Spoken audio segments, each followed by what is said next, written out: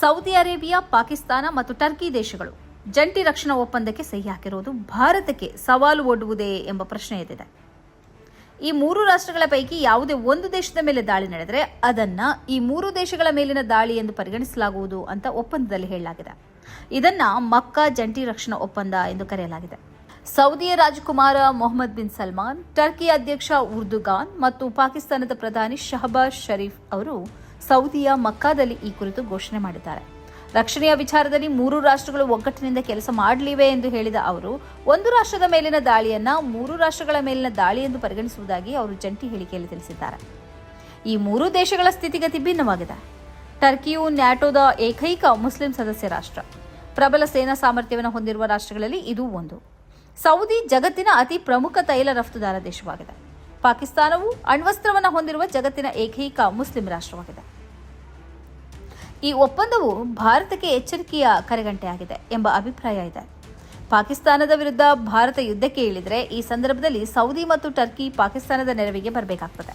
ಕಳೆದ ಆಪರೇಷನ್ ಸಿಂಧೂರ್ ಸಮಯದಲ್ಲಿ ಟರ್ಕಿಯು ಪಾಕಿಸ್ತಾನದ ಬೆಂಬಲಕ್ಕೆ ನಿಂತಿತ್ತು. ಅತ್ಯಾಧುನಿಕ ಡ್ರೋನ್ಗಳನ್ನು ಅದು ಒದಗಿಸಿತ್ತು. ಕಾಶ್ಮೀರದ ವಿಷಯದಲ್ಲೂ ಟರ್ಕಿ ಪಾಕಿಸ್ತಾನದ ಜೊತೆಗಿದೆ. ಈಗಿನ ಒಪ್ಪಂದವು ಭಾರತವನ್ನು ಕೇಂದ್ರೀಕರಿಸಿ ಇಲ್ಲ ಎಂಬುದು ನಿಜ. ಇದು ಪಶ್ಚಿಮ ಏಷ್ಯಾದಲ್ಲಿ ಉಂಟಾಗಿರುವ ಬಿಕ್ಕಟ್ಟಿನಿಂದ ಸೌದಿ ಅರೇಬಿಯಾ ಭದ್ರತಾ ಸವಾಲನ್ನು ಎದುರಿಸುತ್ತಿದೆ. ಈವರೆಗೆ ಅದು ಅಮೆರಿಕವನ್ನು ಮಾತ್ರ ನೆಚ್ಚಿಕೊಂಡಿತ್ತು. ಆದರೆ ಭವಿಷ್ಯದಲ್ಲಿ ನಡೆಯುವ ಯಾವುದೇ ದಾಳಿಯನ್ನು ರಕ್ಷಿಸಿಕೊಳ್ಳಲು ಅದು ಈಗ ಈ ಒಪ್ಪಂದಕ್ಕೆ ಸಹಿ ಹಾಕಿದೆ ಎಂದು ಹೇಳಲಾಗುತ್ತದೆ. ಇನ್ನೊಂದು ಕಡೆ ಈ ಮೂರು ರಾಷ್ಟ್ರಗಳ ಒಕ್ಕೂಟವನ್ನು ಮುಸ್ಲಿಂ ನ್ಯಾಟೋ ಕೂಟ ಎಂದು ಹೇಳಲಾಗ್ತಿದೆ. ನ್ಯಾಟೋ ಮಾದರಿಯಲ್ಲಿ ಮುಸ್ಲಿಂ ರಾಷ್ಟ್ರಗಳನ್ನು ಒಂದುಗೂಡಿಸುವ ಪ್ರಯತ್ನ ಎಂದು ಹೇಳಲಾಗ್ತಿದೆ. ಟರ್ಕಿಯು ಈ ಕೂಟಕ್ಕೆ ಇನ್ನಷ್ಟು ಸದಸ್ಯರನ್ನು ಸೇರ್ಪಡೆಗೊಳಿಸಲು ಬಯಸಿದೆ. ಈಜಿಪ್ಟ್ ಇದರ ಸದಸ್ಯತ್ವ ಪಡೆಯಲು ಮುಂದಾಗಿದೆ. ಮುಂದಿನ ದಿನಗಳಲ್ಲಿ ಇದು ಮುಸ್ಲಿಂ ನ್ಯಾಟೋ ಕೂಟವಾಗಿ ಬದಲಾಗಲೂಬಹುದು. ಅರಬ್ ರಾಷ್ಟ್ರಗಳು ಈ ಕೂಟದ ಭಾಗವಾಗಿ ನ್ಯಾಟೋಕ್ಕೆ ಸಡ್ಡು ಹೊಡೆಯುವ ಪ್ರಬಲ ಒಕ್ಕೂಟವಾಗಿ ಬದಲಾಗಬಹುದು. ಹಾಗೇನಾದರೂ ಆದರೆ ಇದರಿಂದ ಭಾರತಕ್ಕೆ ಸವಾಲು ಎದುರಾಗಬಹುದು. ಪಾಕಿಸ್ತಾನಕ್ಕೆ ಹೆಚ್ಚಿನ ಬಲ ಒದಗಬಹುದು. ಆದ್ದರಿಂದಲೇ ಈ ಮೂರು ರಾಷ್ಟ್ರಗಳ ರಕ್ಷಣಾ ಒಪ್ಪಂದವನ್ನು ಪಶ್ಚಿಮ ಏಷ್ಯಾಕ್ಕೆ ಸೀಮಿತಗೊಳಿಸದೆ ಭವಿಷ್ಯದಲ್ಲಿ ಭಾರತಕ್ಕೆ ಪ್ರಬಲ ಸವಾಲು ಒಡ್ಡಲು ಪಾಕಿಸ್ತಾನಕ್ಕೆ ನೆರವಾಗುವ ಒಪ್ಪಂದವಾಗಿ ಕಾಣಬೇಕು ಎಂಬ ಅಭಿಪ್ರಾಯ ಇದೆ. ಪಾಕಿಸ್ತಾನದ ಉದ್ದೇಶ ಕೂಡ ಇದುವೇ ಎಂದು ಹೇಳಲಾಗ್ತಿದೆ. ಆಪರೇಷನ್ ಸಿಂಧೂರ್ ಹೆಸರಲ್ಲಿ ಭಾರತ ಇನ್ನೊಮ್ಮೆ ದಾಳಿ ಮಾಡಿದರೆ ಈ ರಕ್ಷಣಾ ಒಪ್ಪಂದದ ಅಡಿಯಲ್ಲಿ ಟರ್ಕಿ ಮತ್ತು ಸೌದಿ ಅರೇಬಿಯಾವನ್ನು ತನ್ನ ನೆರವಿಗೆ ಬಳಸಿಕೊಳ್ಳುವುದು ಪಾಕಿಸ್ತಾನದ ಉದ್ದೇಶ ಎಂದು ಹೇಳಲಾಗ್ತಿದೆ. ಈ ಕಾರ್ಯಕ್ರಮದ ಪ್ರಾಯೋಜಕರು Gadiyar group of companies,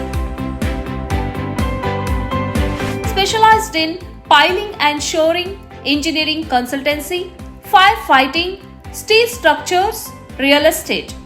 Office, SIT Tower, Silicon Oasis, Dubai, UAE.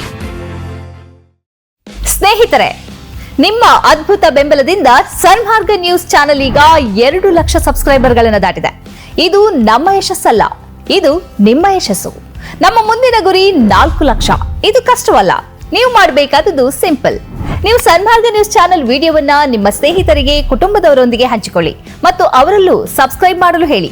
ನೀವು ಶಕ್ತಿಯನ್ನು ಕೊಡಿ, ನಾವು ನಿಖರ ಸುದ್ದಿ ಕೊಡ್ತೇವೆ. ಧನ್ಯವಾದಗಳು.